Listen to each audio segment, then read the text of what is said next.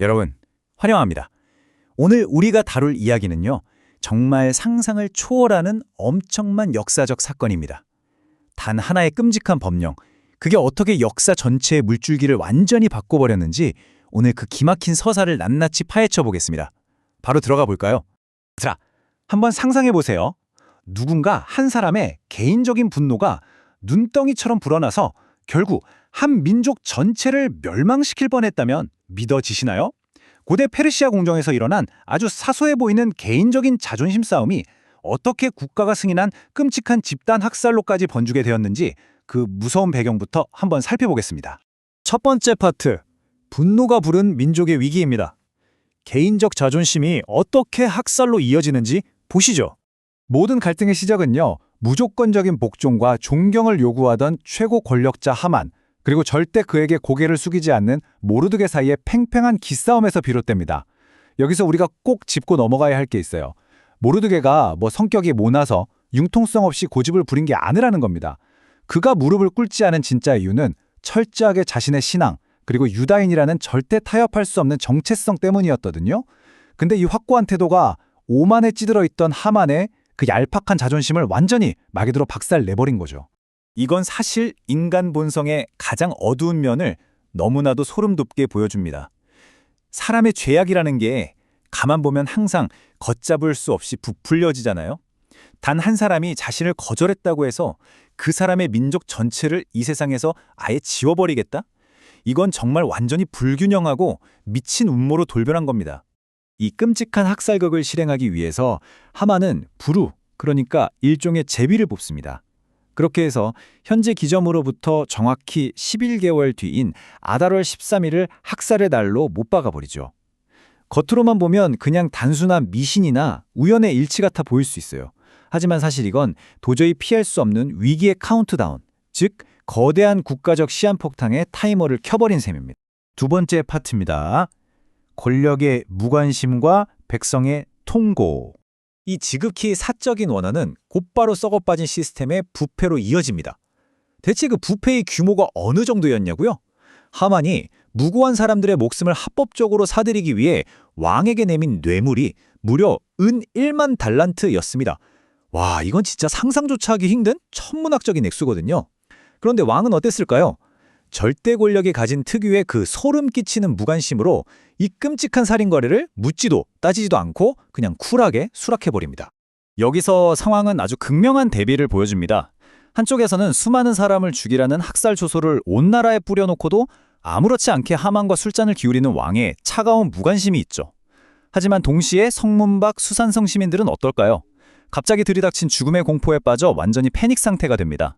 권력의 냉혹함과 무고한 사람들의 처절한 비극이 가장 날카롭게 교차하는 폭력성이 극에 달하는 순간이죠. 이 압도적인 죽음의 위협 앞에서 백성들이 할 수 있는 건 처절한 애도뿐이었습니다. 옷을 찢고 거칠고 까끌까끌한 베옷을 입고 재를 뒤집어 쓴 채 거리에서 엉엉 소리 내어 옵니다. 하지만 이 통곡은 단순한 슬픔 그 이상이었습니다. 완전한 절망 속에서 절대자의 개입을 간절히 구하는 아주 깊고 묵직한 영적인 울부짖음이었던 거죠.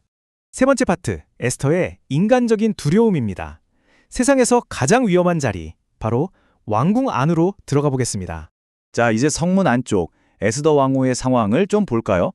다가오는 죽음의 그림자 앞에서 에스더 역시 지극히 인간적이고 또 한편으론 너무나 공감 가는 망설임을 보여줍니다.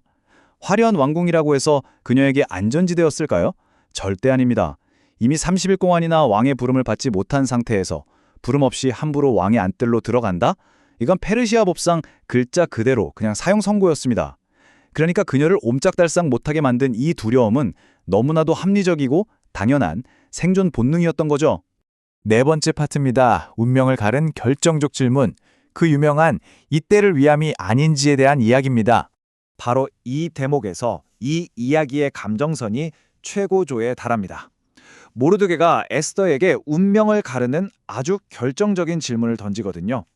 네가 왕후의 자리를 얻은 것이 이때를 위함이 아닌지 누가 알겠느냐? 와, 이 한마디가 에스더가 스스로 만들어 놓은 그 얄팍한 안전하다는 착각을 완전히 산산조각 내버립니다. 그녀가 왕후라는 그 엄청난 지위에 오르게 된 게 단순한 운이나 우연이 아니라 바로 이 위기를 해결하라고 주어진 아주 특별한 임무라는 걸 정확하게 찔러버린 거죠. 5번째 파트, 죽으면 죽으리이다. 에스더의 위대한 믿음의 결단입니다. 나 자신의 목숨이냐? 아니면 내 민족 전체의 생존이냐? 이 엄청난 무게의 저울질 앞에서 에스더는 마침내 그 유명한 아주 극적이고 상징적인 결단을 내립니다. 죽으면 죽으리이다. 여러분 이거 절대 잊으시면 안 돼요. 이건 절망에 빠져서 아유 어차피 죽을 거 다 포기하자 하는 나약한 체념이 절대 아닙니다. 자기 생명을 온전히 내어놓음으로써 오히려 상황에 주도권을 쥐어버리는 엄청나게 용기 있고 능동적인 믿음의 발걸음했던 겁니다. 그런데 에스더가 그냥 감정에 휩쓸려서 무작정 왕자로 달려갔느냐? 아닙니다. 그녀는 가장 먼저 수산에 있는 모든 유다인을 모으게 하고 3일 밤낮을 다 같이 금식해달라고 부탁하죠.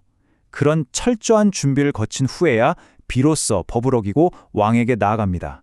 그녀의 대담함이 그냥 충동적인 영웅심리가 아니라 공동체의 끈끈한 연대와 철저한 영적 준비에서 나왔다는 걸 완벽하게 보여주는 장면입니다. 마지막 6번째 파트입니다. 역사를 바꾼 구속의 은혜. 자, 이제 당장 눈앞에 닥쳤던 위기에서 한 걸음 딱 뒤로 물러나서 숲을 한번 볼까요? 이 역사적인 사건이 인류 역사의 거대한 흐름 속에서 대체 어떤 의미를 가질까요? 자기 백성을 위해 기꺼이 목숨을 내놓았던 에스더의 헌신은 훗날 우리에게 궁극적인 구원을 주시기 위해 십자가에서 자신을 내어주신 예수님의 더 위대한 희생을 아주 직접적으로 보여줍니다. 한 사람의 희생적 결단이 어떻게 세상을 구원하는지 보여주는 정말 놀라운 평행선이죠. 이제 오늘 이야기를 마무리하면서 여러분께 아주 도발적인 질문을 하나 던지고 싶습니다. 우리 인생에서도 정말 두렵고 도망치고 싶을 만큼 중대한 결정을 내려야 하는 순간이 반드시 오거든요. 그럴 때 여러분은 어떻게 하시겠습니까? 혹시 여러분이 지금 그 자리에 그 위치에 서 있는 것이 바로 지금 이때를 위함은 아닐까요? 오늘 우리가 함께 파헤쳐본 이 놀라운 서사가 여러분에게 주어진 고유한 위치와 영향력을 어떻게 사용할 것인지 깊이 고민하게 만드는 확실한 자극제가 되었기를 바랍니다. 함께 해주셔서 감사합니다.